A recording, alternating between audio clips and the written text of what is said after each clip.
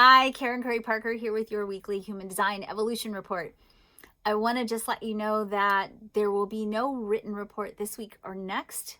So there'll be this video and a transcript of the video, and I appreciate you understanding. I'm taking the week off. My team and I are taking the week off to really spend Gratitude Day with our families, and which of course brings me to me wanting to just share with you my gratitude for you. Thank you so much for all of you who listen or watch or read the evolution reports every week. I appreciate your readership. I appreciate the sweet comments that you make, the emails that you send.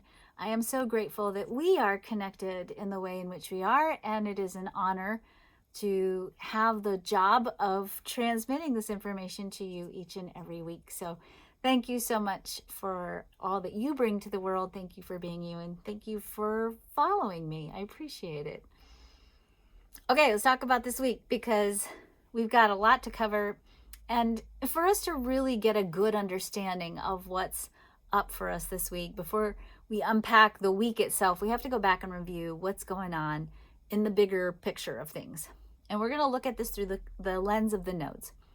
The nodes sort of set the theme or the plot outline, if you will, for the rest of the story that the planets are playing out.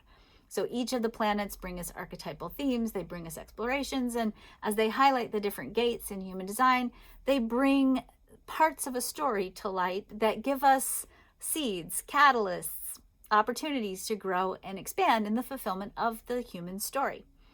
The nodes, starting in September for the next couple of years, are going to be highlighting gates in the individual circuitry. So in human design, there are 3 kinds of circuits. Each circuit plays a fundamental role in evolution. The individual circuit is the circuitry that brings in innovation, new ideas, mutation, change. I call it in quantum human design the transformation circuit. Now, with the nodes highlighting this individual theme, it's bringing us this overarching theme of learning to tap into or discover our own personal power through alignment with our authentic self.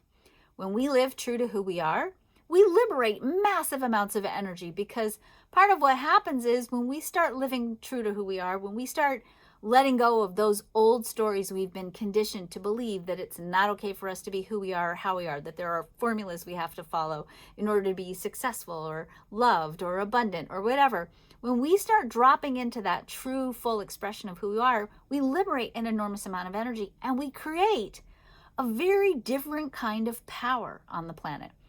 We have up until this point been living a role or playing out an archetypal role around the theme of power that has been really rooted in the dysfunctional expression of low self-worth.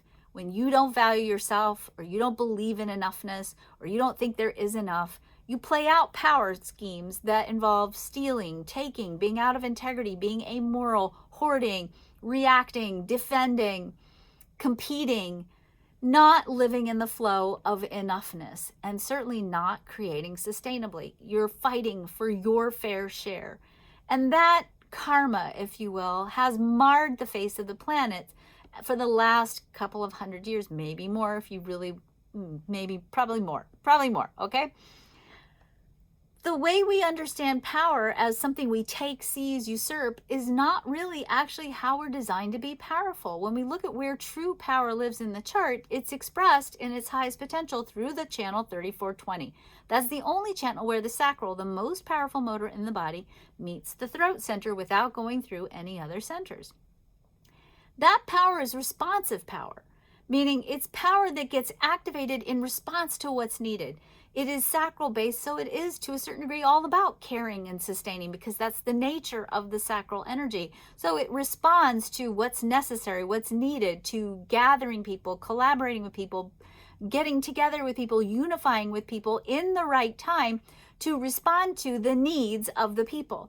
This is the real nature of power. And certainly with the nodes highlighting this theme, we're being invited over the course of the cycle until January, especially the nodes are in the 3420 until January. They still stay individual for the next couple of years, but this theme of power is really up front and center for us until January. So as this power theme plays out, we're really asking ourselves, How connected are we to our power? What is power? What is powerlessness? And these themes play out all over the place, including in the collective arena and certainly in the personal arena. Our own personal sense of empowerment is connected to our own willingness and our own healing of to stand in our self-worth or to reclaim and proclaim our true place, our right place, our value in the world. When we create from our own connection to our own value, that deep understanding that we are once in a lifetime cosmic events, that we have a unique and vital and irreplaceable part in the cosmic plan, when we live from that place, we're inherently powerful, because we are then going to be without fear, without lack, without scrambling and trying to seize and take what's not ours to take. We align with our right place. And by the way, that right place by design is fully supported and sufficient.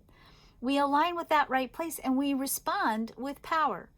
And it's power that says there is enough, there's more than enough. We can respond to what's needed. We can bring our resources together. We can collaborate. We can unify. And in the right timing, this is the 20 that connects this energy to the throat, which is actually called patience in the quantum human design system, that in the right timing, we'll respond to what's needed.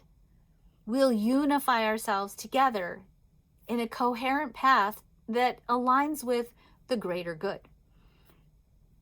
That's what we're working towards. And to get there, we have some really big tasks in front of us. The very first primary task we have to be working on individually and collectively, and actually the lunar eclipse full moon last week really brought this home to us. We have to embrace the value of our individual selves.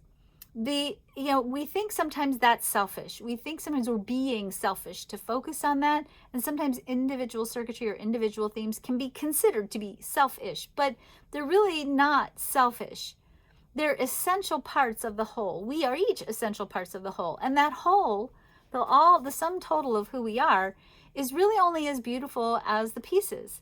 And if we are bringing our piece to the table in contribution to the whole, to the greater good, and we're bringing a piece that's broken or stuck or blocked or entangled in old ancestral lineage that's still rooted in low self-worth, lack of value, if our piece isn't healthy, we're contributing a piece to the whole that isn't healthy. We're impacting the entire picture if we ourselves are not fully activating the true story of who we are. So yes, if we're following our own conviction, doing what's right for us, staying authentic, not martyring ourselves to some principles or lies that we've been told that said you have to give this up and do this in the name of love, value, etc.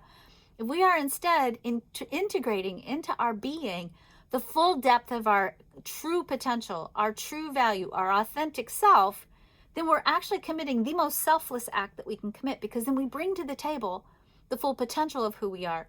And we, by doing that, actually enhance and increase the full potential of the whole. This is our task right now, to really heal who we are so that we have more to give, more to share, more to be, so that we can create from this place where we are unwavering and relentless in the expression of the true story of who we are unwaveringly sustainable. Because we're not wasting our energy trying to be something we're not. We're not wasting our efforts trying to create facades that don't work. We're not scrambling to fight for something that isn't even ours to fight for because it's rooted in an old story that isn't even true. So to liberate power, we have to first liberate ourselves, each and every one of us individually. And certainly that's the theme that the nodes are setting. That's certainly the theme also held this week by the sun and the earth. The sun transits in the gate 34, the gate of power. The earth transits in the gate 20, the gate of patience. And it's telling us, especially again in the follow-up energy of this powerful full moon eclipse we had last week that totally emphasized this same theme. It's telling us, stop, go deep into the shadow and start uprooting, disentangling, removing, clearing, shining light on whatever is down there that's telling you that for some reason you can't be who you are, that's strangling your voice, that's saying to you that lie that you've bought into that says it's not okay for you to be who you are and how you are. That's a lie. It's actually essential for you to be who you are and how you are. And when you can move into that and drop into that and fully live that, not only do you feel better and your life is more fun and you have a, you bring more aliveness, more life force to the table, you actually bring a greater degree of power, a greater degree of influence, a greater ability to be in community and increase the abundance of the people you're with. So our theme this week is about not seizing all the terrible things we associate with the shadow of power, but to liberate our power by dropping into the full authentic expression of the true story of who we are. And to know that at the root of that true story is not selfishness that's going to kill, hurt, maim, etc. That's the shadow of the ego. That's not power. That true power is power that says, wow, if I take stock of what's needed in the world and I drop in and I sense where everybody's at, I can respond to those needs with love, with compassion. I can respond to fulfilling those needs sustainably. And I can do it not only individually, but ultimately by collaborating and bringing together people and unifying them around a common need and the delivery of the common good to lift up not just myself, but the people of the world. That's our theme for this week. So don't let the power thing, get you down. If you see power being played out inappropriately in the shadow, and you might this week, I mean, there's a potential for a lot of posturing and swagger with this energy, or people running frenetically trying to figure things out.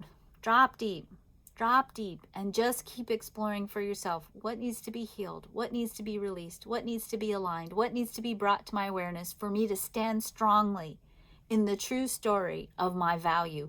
What do I need to do to find my right place, take up my right space, and fully be the person I was born to be, the person I'm designed to be? That, my friends, is your purpose. It's not what you do, it's who you be. Be yourself so that you can do your part to continue to make this world the beautiful place that it is. Have a great week, and I'm so grateful for you. Thank you for joining me. Bye.